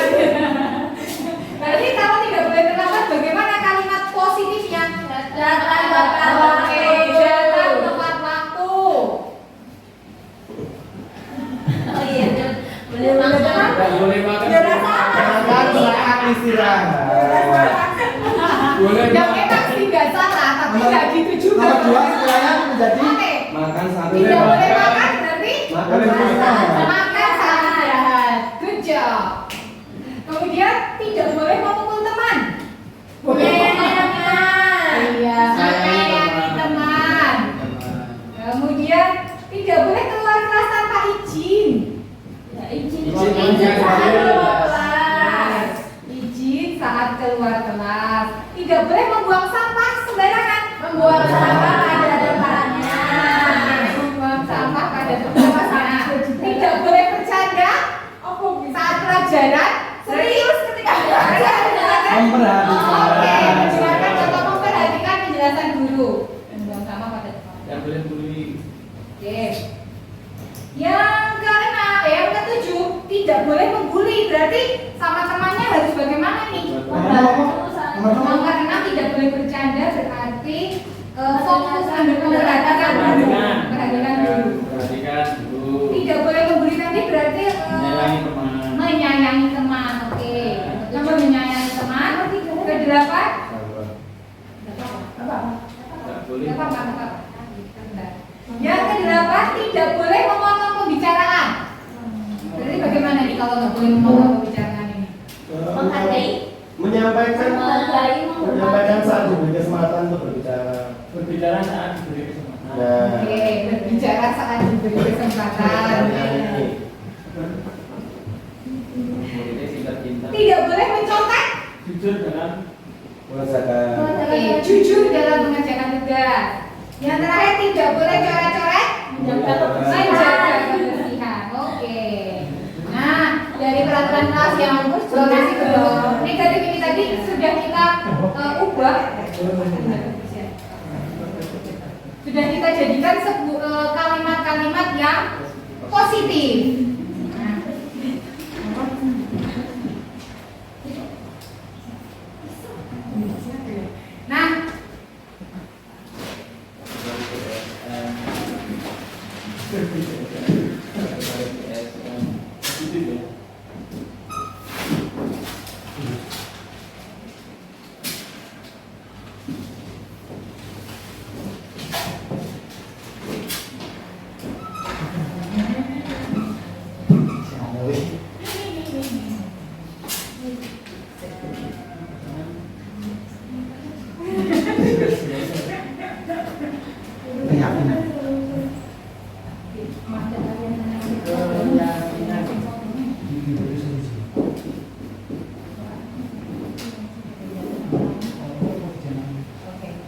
Nah, sekarang kita fokus di nomor 1, datang tepat waktu. Kira-kira ini bisa kita jadikan sebuah keyakinan kelas kita tidak, teman-teman? Tertib, mungkin bisa jadi tertib. Dari datang tepat waktu, ini nilai apa sih? Ini ya, Nilai apa sih yang bisa kita yakini? Apa? Datang tepat waktu? Disiplin. Oke, disiplin. Setuju? Setuju semuanya? Oke, setuju, disiplin. Kemudian makan saat Dari disiplin ini kan mungkin di sini ada 10. Selain ini kira-kira yang masuk ke disiplin itu mana lagi? Oke. Terus Dua. masanya itu disiplin. Makan tak istirahat, makan tuh sopan santun. Ini makan saat istirahat maksudnya? Sopan santun bisa. Disiplin juga Kesehatan bisa. bisa enggak? Itu juga bisa. Itu juga masuk. Itu juga masuk. 4 masuk. Empat. Izin saat keluar. Oke. Tertib ini. Memperhatikan guru. Tuh, angkatnya bisa ya. Bisa ya. Memperhatikan guru. Menghormati. Umat. Menyayangi teman. Hormat. 10 masalah. Masukkan kelas 9. Oke. Untuk poin selanjutnya, menyayangi teman itu maksudnya di kira-kira nilai apa? Menghormati. Sayang. Menyayangi untuk apa? Maksudnya kemana? Kira-kira apa itu? Keyakinan apa? Seperti tadi dijelasin. Ada menyayangi, ada menghormati, ada Menyayangi. tertib. Menyayangi berarti Menyayangi. sayang. Nilai menyayangi apa nilai sayang? Menyayangi. Sayang. Kasih sayang juga bisa. Berarti sayang. Satu. Kayak sayang jangan menyayangi dong. Sayang. Nilai menyayangi. Nilai Yang sayang. menyayangi itu Nilai- pekerjaannya. Nah, jadi dari Nilainya. nilai itu, dari nilai Nilai itu bisa sayang. kita lakukan. Kasih sayang. Ini berarti ini kan poin 2 ya. Ya. Nah, ada lagi apakah yang tambah masuk di poin ini? Menyayangi teman setuju. Menyayangi teman itu. Oh, sama ya. Sama ya, jadi nggak apa-apa tadi. Sama. Kemudian apalagi yang masuk dalam kayak nilai menyayangi atau kasih sayang? Sudah nggak ada. Sudah nggak ada. Oke. Berarti yang belum masuk ini membuang sampah pada tempatnya. Kira-kira nilai apa yang bisa kita yakini dari membuang sampah pada tempatnya ini? Ketertiban. Oke. Apakah ada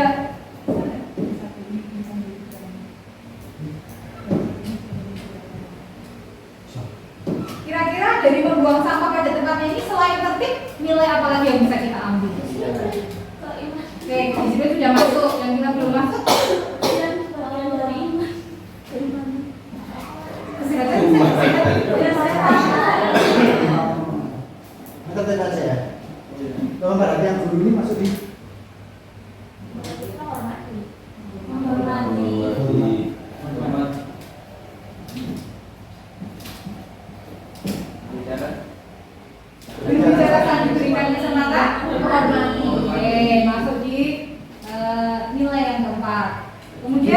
dalam mengerjakan Kejujuran, kejujuran. nilai kejujuran. Kejujuran.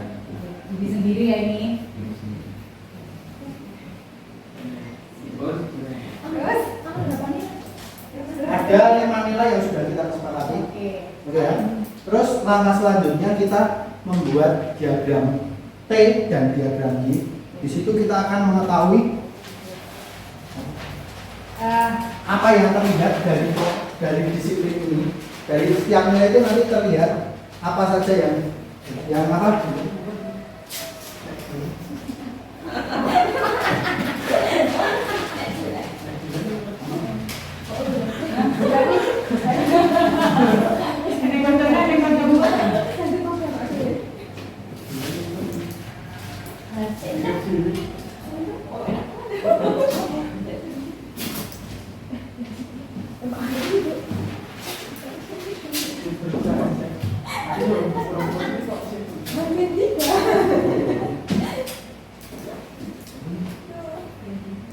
Ini diagram T ya pertama. Oke.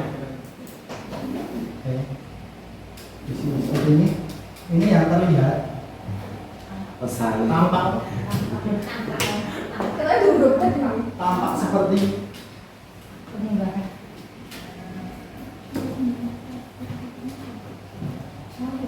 tidak tampak seperti.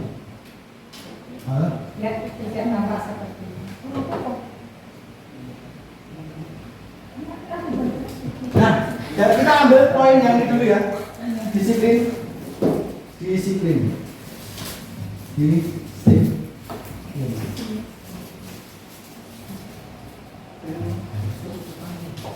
Tadi disiplin yang pertama kita apa? Datang tepat waktu. Ya. Poin disiplin yaitu yang pertama datang tepat waktu. Berarti untuk yang tampak sepertinya itu tetap di sini tertulis apa? Disiplinnya. Ketika kita harus datang tepat waktu, anak-anak akan nampaknya datang tepat waktu tetap sama, datang tepat waktu. Sedangkan yang tidak tampaknya datang terlambat. Ya, kosok kali ini.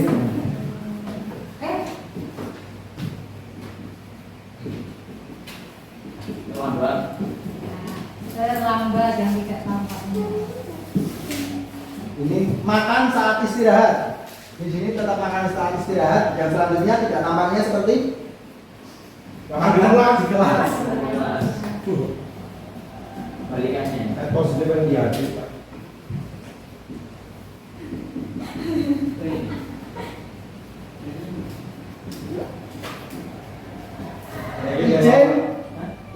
Ijen saat keluar kelas. Ijen saat keluar kelas. Dari kita izin. Tidak tampaknya seperti apa? Nyelonong. Nyelonong nggak apa? Ya, nyelonong berarti. Apa itu menyelonong itu bahasa bahasa Kira-kira apa? Keluar tanpa izin. bebas apa ya? Ya keluar pas Keluar tanpa izin. Ya. Kalau tanpa izin. Ah, lain lah tapi no. Keluar tanpa Dan terakhir menjaga kebersihan kelas. Mau tambah barangan. Iya.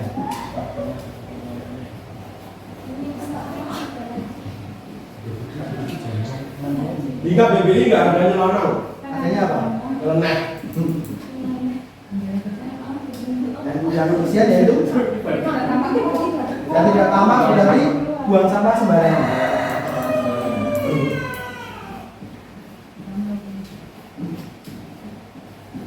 Oke, sekarang yang kasih sayang.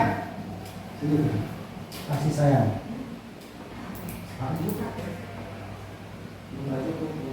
Tulisanku terlalu besar. Ya, kita ambil aja poin yang sekiranya Jujuran aja gimana? kan bisa poin. Bisa poin. Yang paling tiga ini kan.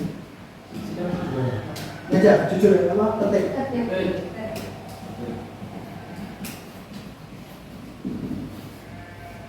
Di sini membuang sampah pada tempatnya.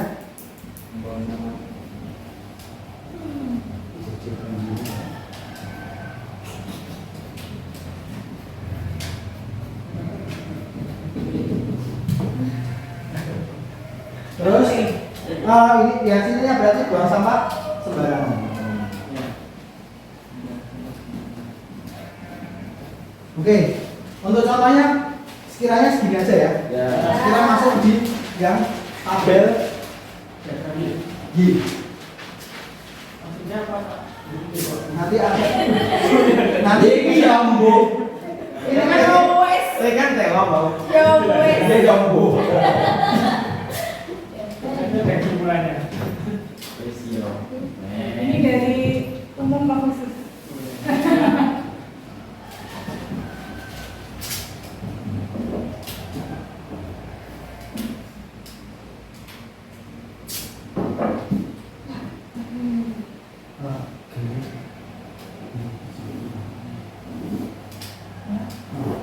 Pada diagram ini, di sini nih kata kuncinya terdengar. Terdengar. Terlihat. Terlihat. Terlihat. Dan Terasa. berperilaku. Ya. Terdengar. Terlihat.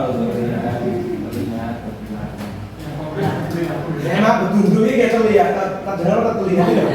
Nah, coba sekarang kita menyimpulkan yang terkait, yang terdengar dulu dari mana ya? Terdengar. Hormat dulu aja sih, Mas. Salah satunya apa? Hormat. Ya, Pak. Hormat. Yang terdengar sekiranya apa? Berbicara. Ya, maksudnya kata-katanya bagaimana? Biar kita bisa mendengar itu loh. Oh, terdengar. Contohnya seperti tolong, Oh, gunakan kata asli. Maaf. Maaf, ya. Oh, terima nah kasih. dari sini, disiplin ini. Disiplin kasih sayang ke Terima Maaf, kasih saya sudah telah- berbicara. Izin keluar tadi kan. Bu, maaf saya mau izin permisi. permisi. Permisi berarti. Oh. Kata permisi.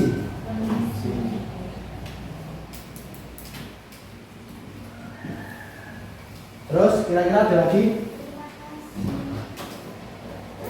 Membuang salah pada kesana itu bisa terima kasih. Kalau membuang salah buangnya. Ya, terima kasih. Tolong ya.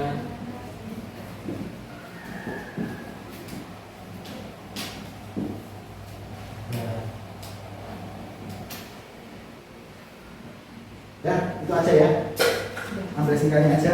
Terus kemudian yang terlihat, contohnya seperti mendengarkan dan sesama atau datang berarti ketika ini berbicara dan diberi kesempatan berarti terlihatnya mendengarkan apa yang menjadi perintah seperti itu sebagai ukuran terlihat.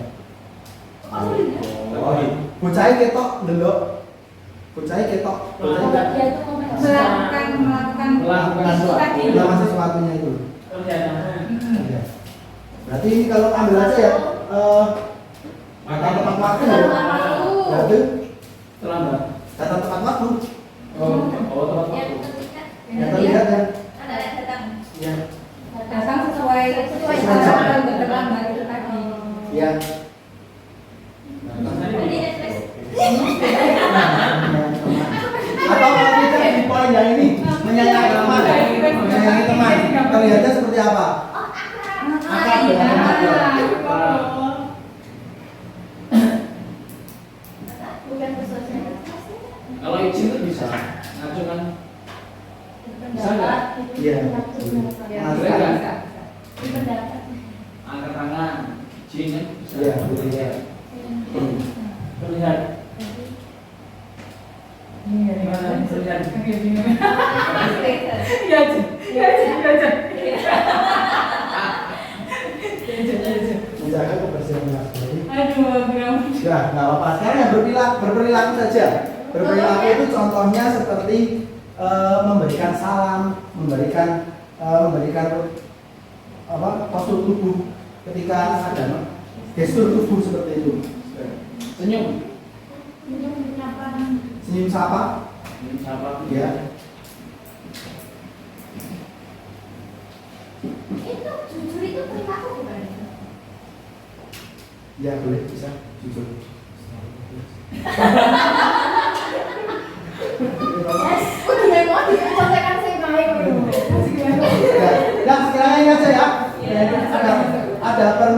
terima kasih, terlihatnya ada akrab, berperilakunya ada senyum dan sapa. Sekarang ada poin satu lagi yang terakhir, yaitu terkait pasien Pak. Balik.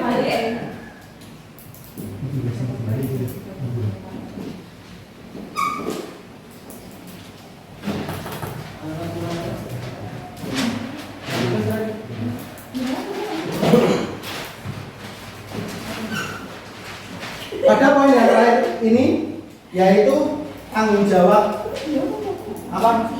Tanggung jawab guru dan siswa. Jadi apa yang harus dilakukan siswa untuk disiplin, menyayangi dan sayang, tertib, hormat dan kejujuran. Itu, ya. Tanggung jawab guru dan siswa.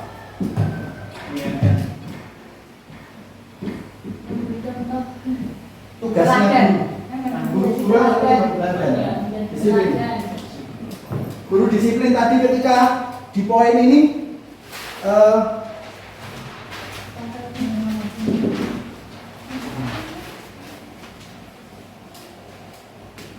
datang tepat waktu, berarti teladan guru apa kira-kira?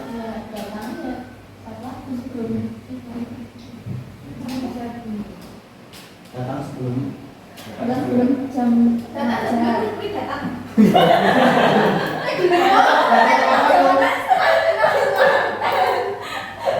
Sebelum bel berikutnya ini contoh.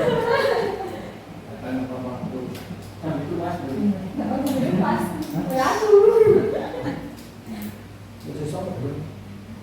Sama tanggung jawabnya juga sama. Iya.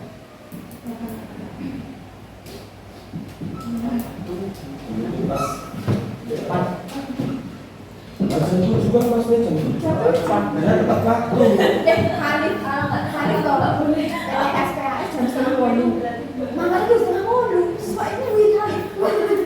Terus yang kedua mungkin kita masuk ya menyayangi dan kasih sayang aja. Menyayangi teman dan menyayangi teman ini apa? Tanggung jawabnya kita sebagai guru ketika agar anak itu bisa saling menyayangi teman itu kira-kira apa? Rangkul dikira ngomong. Apa? Apa? Aku. Ya aku lagi berhenti. Apa kira-kira? Memberikan Teladan. teladannya guru Teladannya nanti. Kalau bisa. Ya namanya memberikan perhatian. Beri perhatian. Bunda.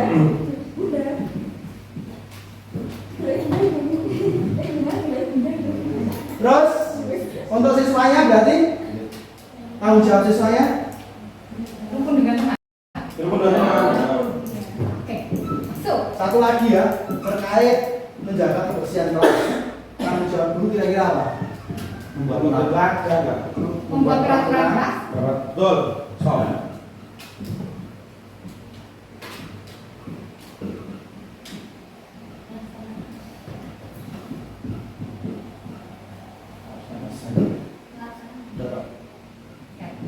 Melaksanakan tiga ya.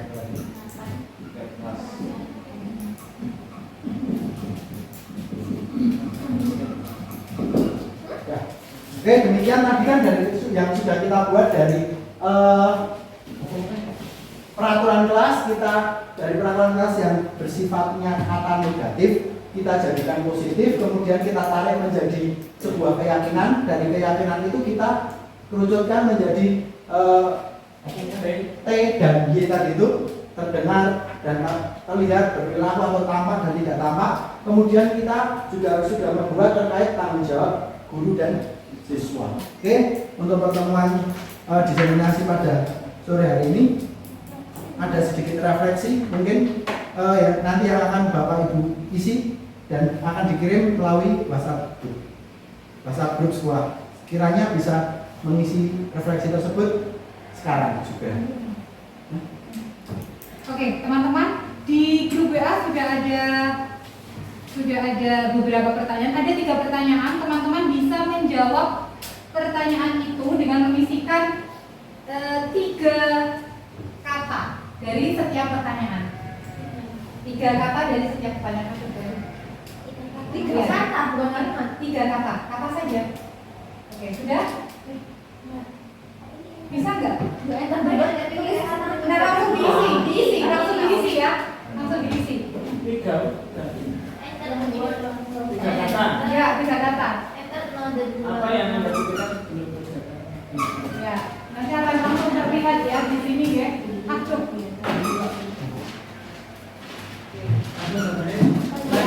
Submit apa next question? Submit. Submit apa next question? Nah, ini sudah submit. Submit. Oh, satu kata, satu Ya, kata, satu kata.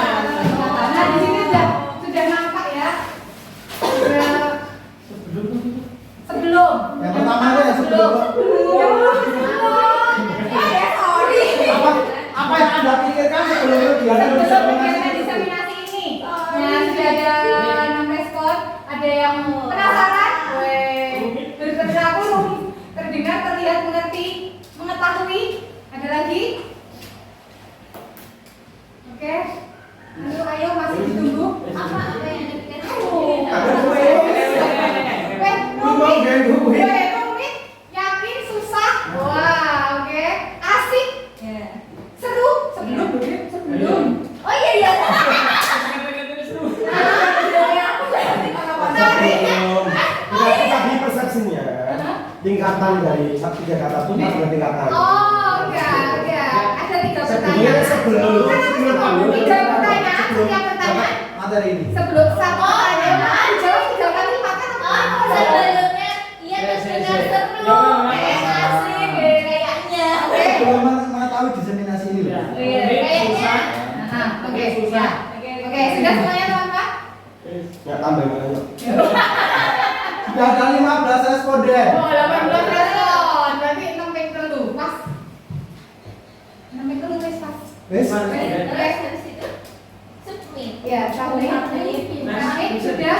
Ini terus pilih. Kok tadi kamu? Nanti yuk, selanjutnya buka di situ. Langsung buka di situ. Next question. Langsung coba di Oke. situ. Oke. Yuk. Yang kedua, apa yang Anda pikirkan setelah kegiatan diseminasi ini? Setelahnya apa? Setelahnya apa? Berapa kata yang Anda 3 pikirkan? kata. Kan ada 3 kata atau itu ada 3 tempat itu setiap tempat diisi 1 kata ini. Mau saya tak salah.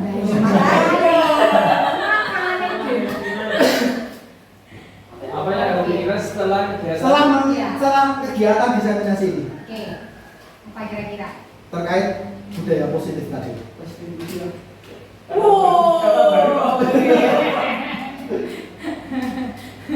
Apa Mas? Restitusi. Restitusi juga restitusi. Submit meneh, submit. Submit.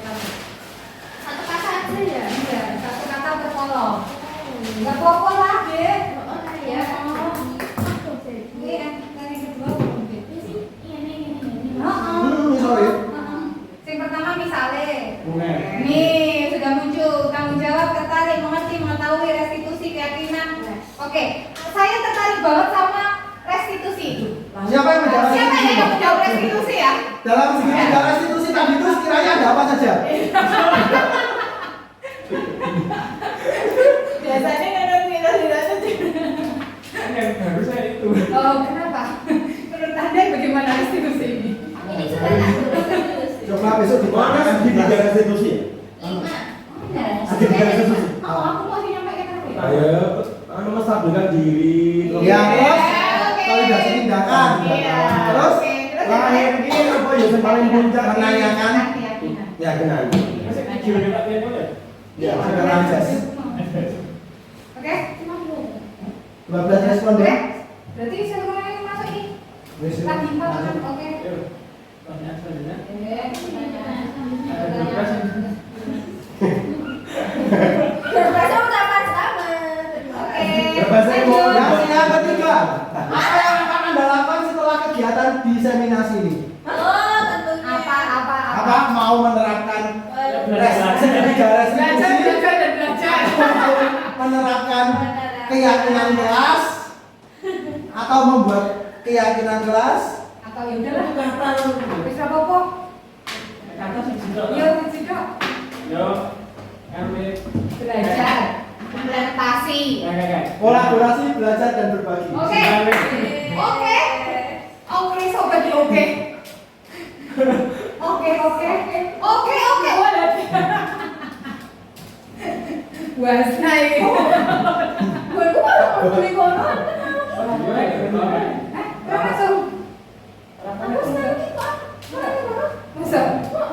Termotivasi, Oke. penerapan, perubahan, bersemangat. Asik. Ya. Oh iya. Ngarep kok. Hah? Namanya ngarep kok. Semangatnya ngarep kok. Ngarep ya. Oh iya ya, perangkatnya apik banget. Gak semua? Tuh, belum dikit ya, Bos. Uwas kok. Aku saya. Sinyalnya lagi sinyalnya ada ya. Aku aku siap. Aku tuh ngirim tapi udah ada. Oke. Ya, oke. Terima kasih teman-teman yang ini tadi sedikit refleksi kita untuk kegiatan diseminasi pada sore hari ini. Semoga apa yang kita sampaikan pada hari ini membawa manfaat untuk teman-teman semuanya, sehingga teman-teman bisa memberikan praktik baik ini mengimplementasikan praktik baik ini ke kelas masing-masing dan membawa perubahan, tentunya muaranya semuanya pada anak didik kita. Dan sekiranya sudah sore juga, kita akhiri. Wassalamualaikum warahmatullahi wabarakatuh. Oke teman-teman, mari bergerak dan menggerakkan. Salam guru bergerak. Berikut ini praktek segitiga restitusi dari guru SD Negeri Karangmloko 2. Mbak Dia. Mbak Dia, tadi kan kita udah belajar sama Bu Nindi toh nak. Terus kan kita juga sudah bahas PR yang seminggu yang lalu. Tahu nggak kenapa Mbak Dia Bu Nindi panggil di sini? Nggak tahu. Tadi tuh Bu Nindi itu kan keliling jalan mana sambil ngecek siapa saja anak-anak yang tidak mengerjakan PR. Nah, Bu Nindi tahu loh Mbak Dea nggak mengerjakan PR. Mbak Dea cuman buka bukunya, tapi PR-nya belum dikerjakan. Nah, kenapa kok belum dikerjakan? Soalnya itu semalam kan Bu, ada acara keluarga. Nah kebetulan acaranya itu sampai malam Bu, sampai rumah terus saya capek terus langsung tidur Bu. Jadi tidak sempat untuk mengerjakan PR. Nah, padahal itu kan PR-nya itu kan seminggu yang lalu loh Mbak, ya kan? Harusnya kan bisa dikerjakan di hari-hari sebelumnya. Nah, kalau menurut Mbak Dea, apa yang sudah Mbak Dea lakukan tidak mengerjakan PR, itu apakah perbuatan yang benar atau salah? Salah Bu. Nah, harusnya bagaimana Mbak? Kan kita punya keyakinan di kelas, ya kan? Salah satu keyakinannya yaitu apa? Masih ingat? Kewajiban. Iya, kewajiban. Nah, tugasnya Mbak Dea itu adalah melakukan kewajiban. Nah, kewajiban itu adalah sebuah tanggung jawab. Makanya kalau Bu Nindi memberikan PR, berarti tanggung jawabnya Mbak Dea itu Harus dikerjakan dari jauh-jauh. iya, betul. Harus mengerjakannya dari jauh-jauh hari. Nah, itu adalah salah satu cara untuk memperbaiki, ya Nak? Nah, itu. Makanya Mbak Dea bisa melakukan atau melaksanakan menindaklanjuti PR-nya itu ketika jam pulang sekolah juga bisa, ya tak? Atau hari-hari ketika Mbak Dea bisa, ya kan? Tapi tidak pas mepet waktunya, karena kalau mepet dalam Mbak Dea kecapean atau ada acara keluarga seperti kemarin, ya kan? Nah, itu nanti ujung-ujungnya apa? Lupa tidur, ya kan? Nah, itu makanya harus dikerjakan jauh-jauh hari. Itu ya Mbak Dea ya. Jadi tahu apa yang harus Mbak Dea lakukan? Tahu ya. Apa salah satunya itu tadi? Mengerjakan PR. Iya, betul. Mengerjakan PR jauh hari, gitu nggih. Nah, semoga Mbak Dea ini bisa berubah sedikit ya Nak ya. Meskipun Mbak Dea tadi nggak bilang sama Bu Nindi tidak mengerjakan PR, tapi Bu Nindi tahu, ya kan? Nah, itu tugasnya adalah harus tetap melaksanakan yang namanya tanggung jawab, gitu nggih? Oke, mungkin dari Bu Nindi cukup ya Nak ya. Silakan Mbak Dea kembali ke kelasnya. Terima kasih, Bu. Ya. Demikian aksi nyata dari saya. Semoga bermanfaat.